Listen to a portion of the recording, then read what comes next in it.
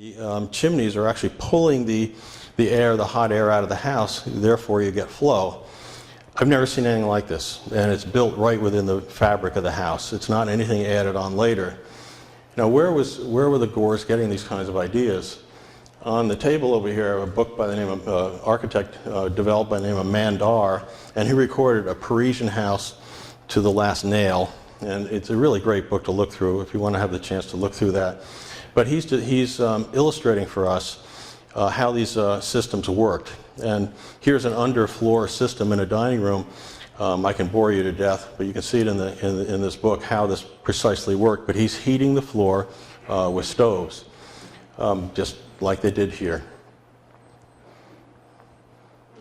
So as we keep moving through the main block of the house, we realized that the quote family stair was missing. That's in that area where the red square is. And just below that, if you look, the cellar plan is just above that, I'm sorry, but down below that I discovered a giant, what I thought at one time was a well. And it turns out it's a cistern. It's a large cistern, and it's since been excavated and explored. But you know, what's the relationship between those two, and why would it have been under a stair? Doesn't quite make sense, but it does if you start looking at Parisian architecture. So we very carefully looked at the evidence on the walls. As you can see, we've started to take away modern plaster, and we can see the outline of where the family stair came down into the room. It still existed on the upper floors, and it was just missing down on the lower floor. So if you look, you can see that same outline on the plaster over here to the left, and that's the stair going back in. And when you go over to the house, you'll be able to see the finished product. So we were able to just repeat that stair coming down. And this is a computer model that we did. We did several, trying to make sure that it worked geometrically.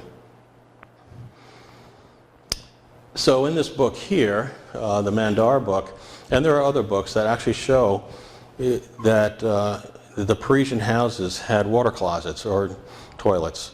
And they were indoor toilets, and they were highly sophisticated, and generally they were found beneath stairs.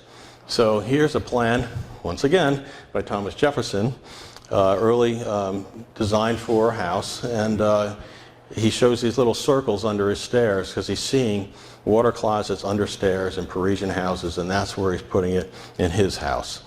In fact, when he became president and he moved into the brand new president's house, which later became the White House after it was burned, they actually built 2 privies outside the back door, and Jefferson immediately had them torn down and had early water closets put in the president's house. This is just a diagram of a little bit later, 1848, but this is somebody recording a water closet beneath a stair. There's a house outside of Cooperstown, New York, called Hyde Hall, and that had a water closet beneath the stair, and we went over and measured the fragments of that, and we actually put what I believe is the water closet back in under the stair here.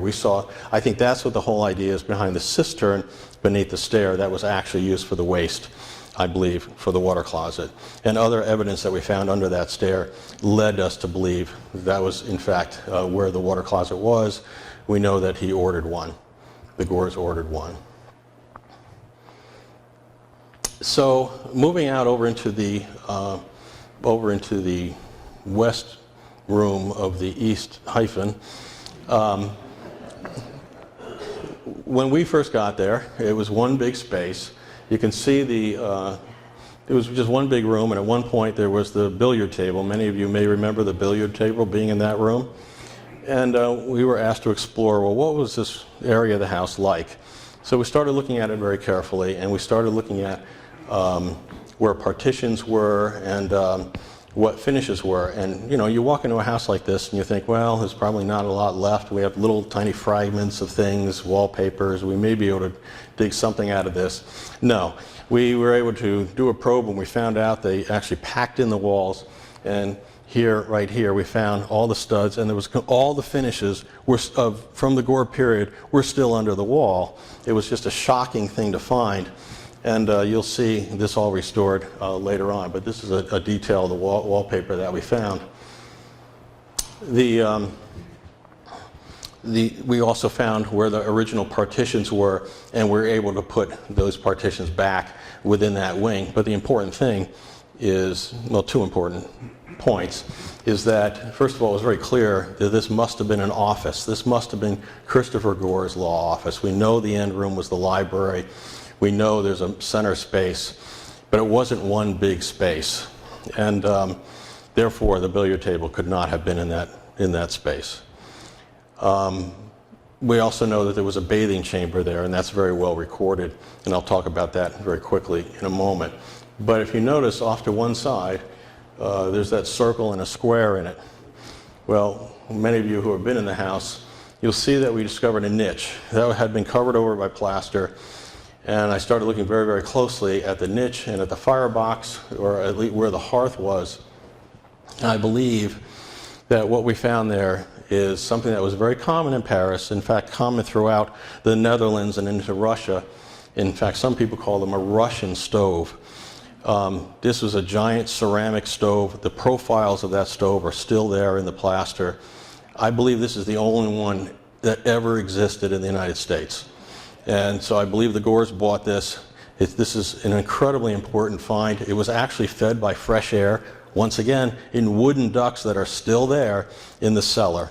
So the fresh air came through, and we did a probe down the chimneys. We know down the chimney, and we know where the air came out of it. And essentially what this was, it was a giant mass.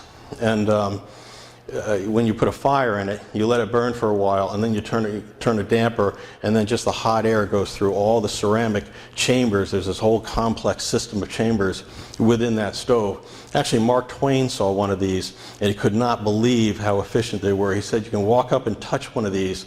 It would not be hot to your fingers, you know, overly hot, but it would heat a good-sized room all day with just a little bit of wood.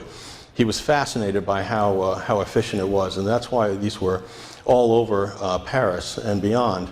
And some of these were extremely decorative. You know, sometimes they had busts on them, but you can see I just put a couple of examples in here what these could have looked like. Now, the one in this rendering here, I know what the bottom looks like. I don't know what the top looks like. That's a guess. But I know the bottom because I know the molding profiles are still within the wall. Here's another fascinating find, and many of you may already know this, but Christopher Gore also had a running hot water shower. This is unique, I think, in the nation, probably by about 50 years. And I apologize for the bad rendering. This is old and I couldn't find the new one.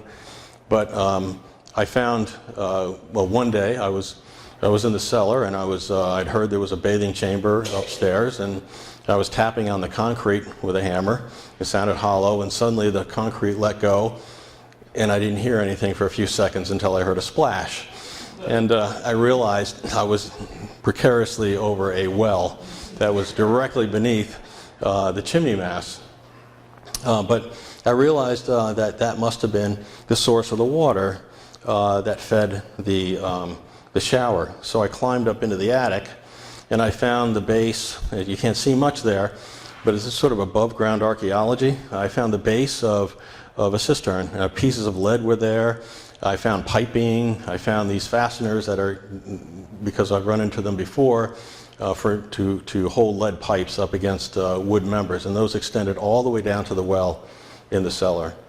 So this was the beginning of having understanding that how such a system worked. I think the water was pumped up all the way to the attic, and then it came down by gravity to the mezzanine level, where it was heated up in some sort of a stove heating device with a pool in it, or another cistern, a big copper cistern probably, and then it came down through the ceiling and provided hot water for Christopher Gore, who I believe had arthritis, I'd read.